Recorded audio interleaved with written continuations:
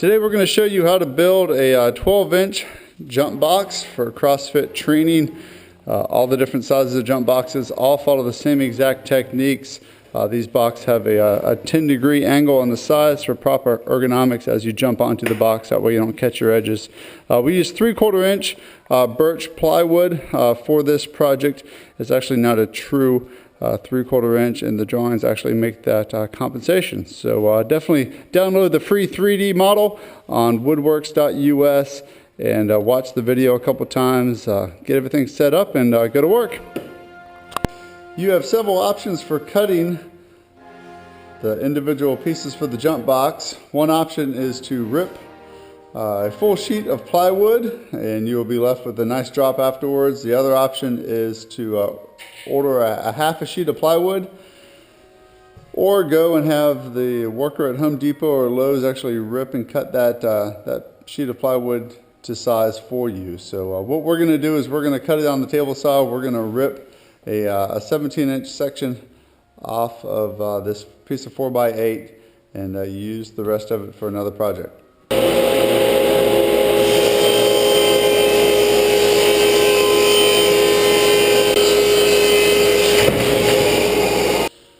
All right, so what we've done is we've taken the table saw and changed out the insert so we can set the blade at 10 degrees here. And on this table saw, change the adjustment here, put that thing at 10 degrees, make sure the height is high enough. And what we're going to do is just rip a 10-degree cut on this board and then go back and cut the individual pieces. Now you can also do this with your circular saw. Set your circular saw at 10 degrees and put a straight edge on it and rip your cut also. You can also do it with a jigsaw, even though the edge won't be very pretty. But if that's what you got, go with it. So.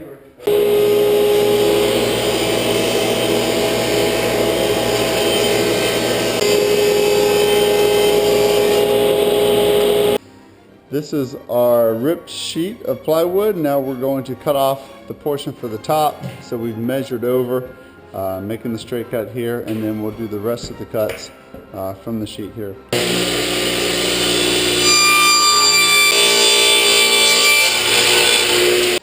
So what we're doing is we're setting up the saw to make our next 10-degree cut.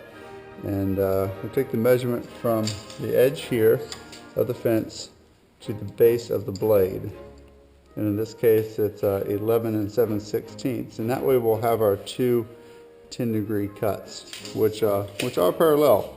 And just as long as all the cuts are exactly the same, your box will be consistently the same height.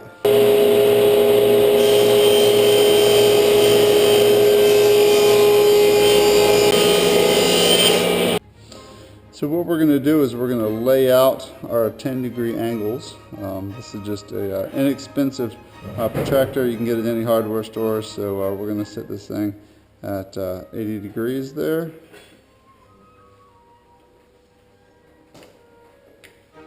And lay out our angle.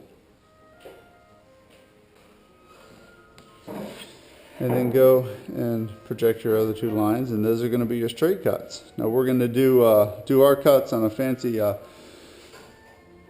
guide on the table saw, but you can do these cuts, of course, with a circular saw. You can do these with a jigsaw. Honestly, you can do these with a hand saw.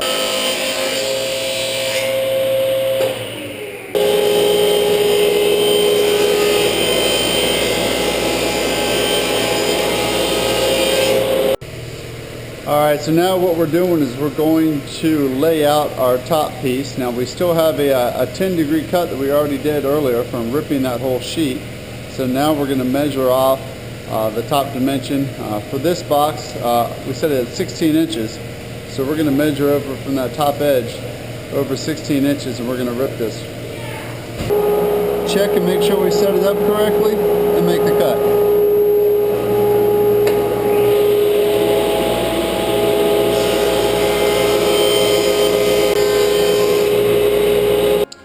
Okay, all of our sides are now cut out, and I'm laying out the location for the handle here. So in this case, it's about 6 inches from the edge and about 3 inches down for the center mark. And you can cut out these handles different ways. What I'm going to do is I'm going to drill a hole,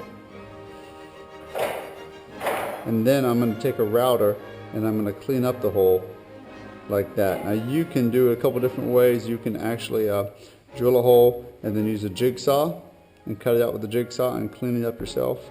You can do it the way that we're doing it. Or if you just want a finger hold or something like that, just drill one hole. And that'll do it for you too. So let me drill these holes and then we're going to clean it up with a router.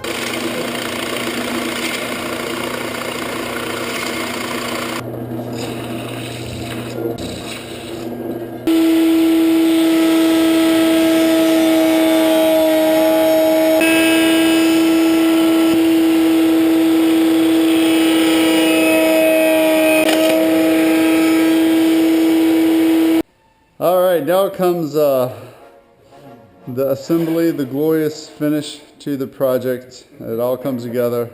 The wood meets nail, glue meets wood. So what we were going to do is go ahead and dry fit it. That's the best thing to do, is just make sure everything fits together fairly well before you start nailing and gluing.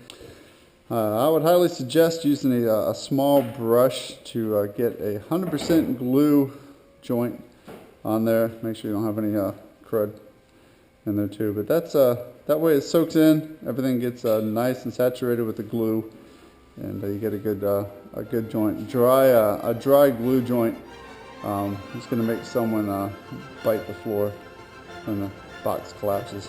So don't want that to happen. All the joints are fitting up fairly nicely, so assembly is progressing.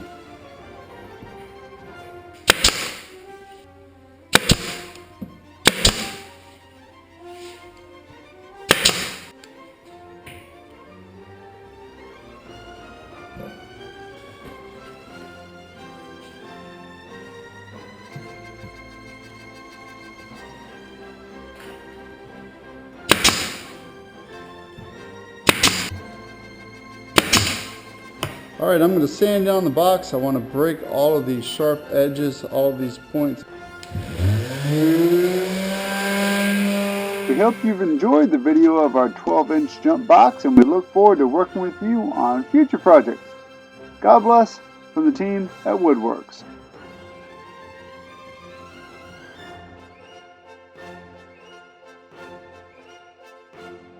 Wait, we're going to move that to 10 degrees. Oops, wrong wheel. Wrong wheel. That's terrible. How did that do, Jacob? Fill that hole and tell me what you think. That was awesome. There we go. But it's not like on the line. No, Daddy didn't actually draw those lines exactly right. So fairly well before you start nailing and gluing. There's the air compressor.